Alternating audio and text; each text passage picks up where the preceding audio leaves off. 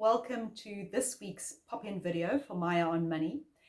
I've been getting a lot of questions from you guys about whether or not you're going to be able to access your pension fund or be able to borrow against your pension fund from the 1st of March.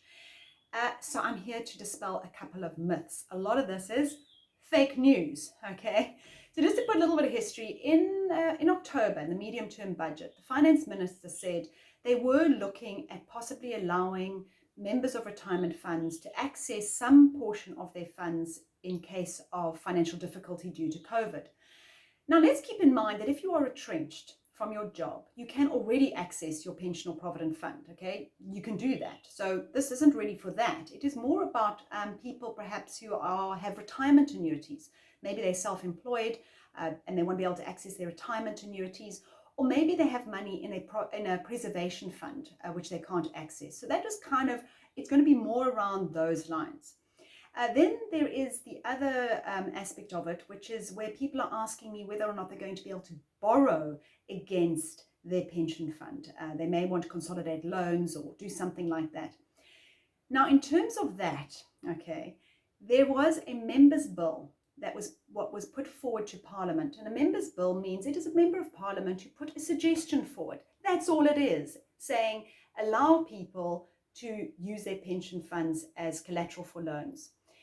We already can, by the way. There's something called pension-backed mortgages that some pension funds allow. It's allowed for in the Pension Funds Act. It depends whether your company allows it as well, that you can actually use your pension fund as collateral for a home loan. That already exists. This was a suggestion for shorter-term debt.